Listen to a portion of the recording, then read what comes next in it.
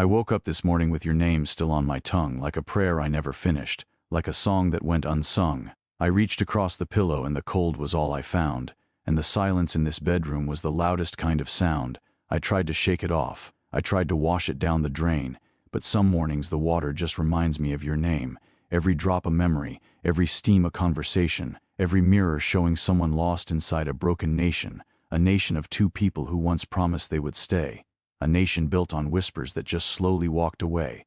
I stood there in the bathroom asking God to let me breathe, asking Him to take the weight of everything you left in me, because you left me more than empty. You left me full of doubt. You filled me up with questions, and then slowly poured me out, and I smiled through every single thing because I thought that's what love did. I thought love meant you carry it, you hide it like your bid. But nobody told me love was not supposed to make you small. Nobody told me giving all of yourself was not love at all. I remember the first night you said you had my back. You looked me in my eyes so deep I never saw the crack. I never saw the fracture forming underneath your words. I never saw the distance growing soft between your turns. You were smooth about it, baby. I will give you that. You kept me so distracted I could never track the map of all your movements, of the places you would go, of the names you never mentioned and the faces I don't know. And I don't say this bitter. No, I say this with a sigh. I say this standing taller than the day you said goodbye, because goodbye was just a word you used to close a chapter clean. But the book was so much longer and the pages in between were soaked in my devotion, soaked in every early rise, soaked in every late night, soaked in every compromise. I gave you my mornings when I barely had my own. I gave you my silence when I needed to be shown that somebody loved me, shown that somebody cared, but you were already somewhere else while acting like you're there. And the worst part is not the leaving.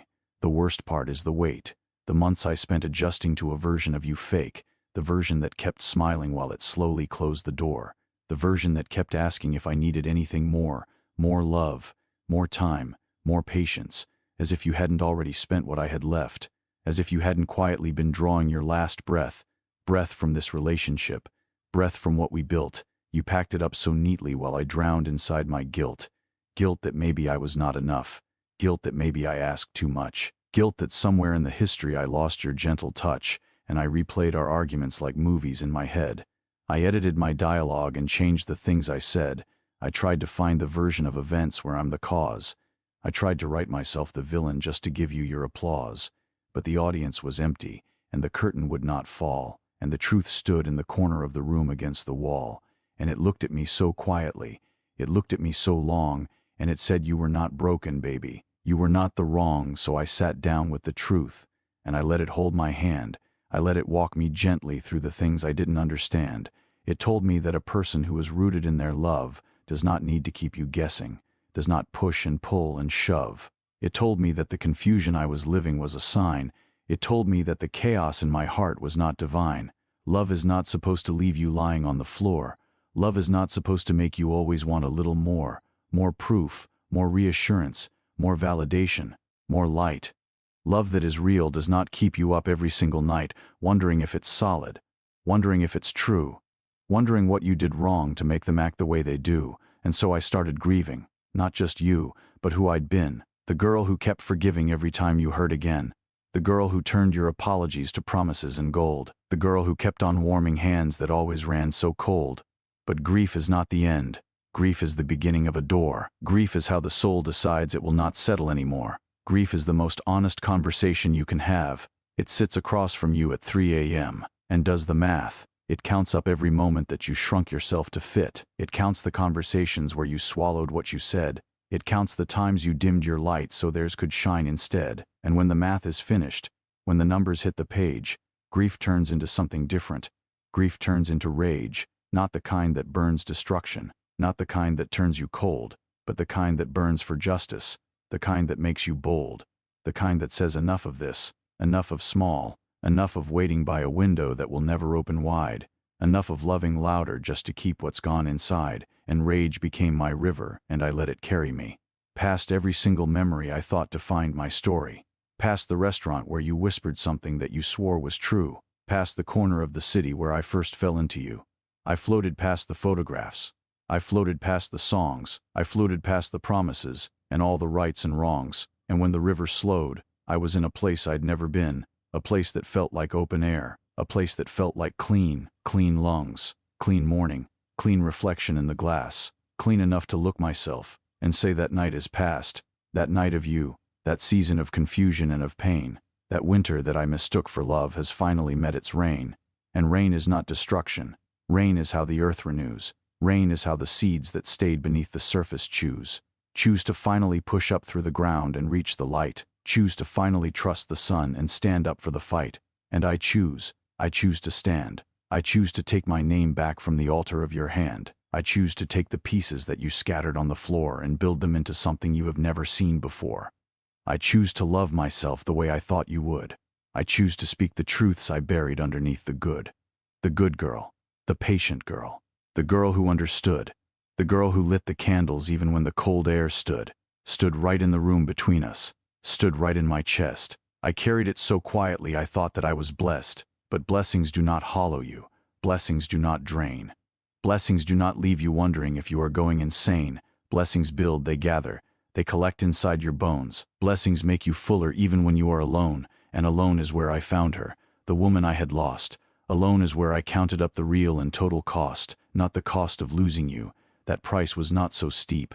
The cost was every version of myself I let you keep. The curious version, the loud and laughing one, the one who danced in kitchens before anyone had one, the one who sang off key and did not care about the notes, the one who wrote her feelings down in pages and in quotes. She was still there waiting quietly for me, waiting in the corners of a life I was too tired to see. And I walked toward her slowly, and she did not turn away, and she held me without saying it would all be okay.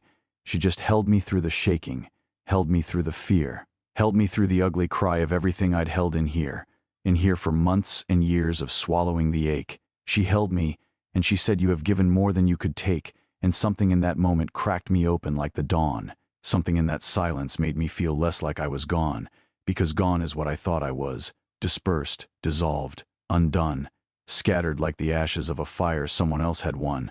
But you cannot burn a soul that has decided it will stay. You cannot break a woman who has chosen her own way. And I chose standing over crawling. I chose open over closed. I chose the road with no more you even when that road was frozen. Frozen in the early days. Frozen in the nights. Frozen in the grocery store beneath the fluorescent lights when a song came on that used to be ours, and my chest became a stone. I stood there in the frozen aisle, and I breathed, and I moved on. Because moving on is not forgetting. Moving on is not okay. Moving on is deciding you deserve a better day, a better year, a better chapter, a better kind of love, one that does not make you question what you're worthy of. And I am worthy. I have always been. I was worthy in the middle of the mess that I was in. I was worthy when I didn't know which way was up or down. I was worthy when I wore the smile and hid the secret frown. I was worthy in the waiting, worthy in the wrong, worthy in the silence before I found this song. This song I'm singing now with lungs that finally feel free. This song is not for you. This song is only meant for me. And every person listening, whoever gave too much, whoever called it love when it was just another crutch, whoever stayed too long inside a room that had no air, whoever looked for signs of love and kept finding despair. This song is for the healers who forgot to heal themselves, who put their own recovery on the highest, dustiest shelves, who said I'll deal with it tomorrow, and tomorrow never came, who learned to walk around the wound instead of calling it by name. Call it by its name tonight. Call it what it was. Call it the confusion of mistaking pain for love. Call it the addiction to a version of yourself that bent. Call it the exhaustion of a spirit nearly spent. And then call yourself the one who made it to the other side. Call yourself the one who fell and fell but never truly died.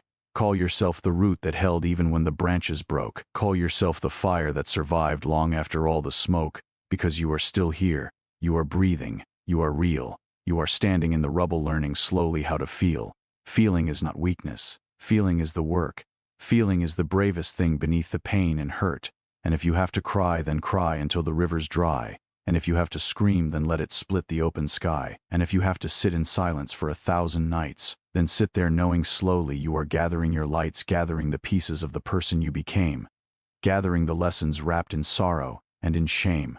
Not ashamed of loving, not ashamed of trying hard, not ashamed of being open when the world left you scarred.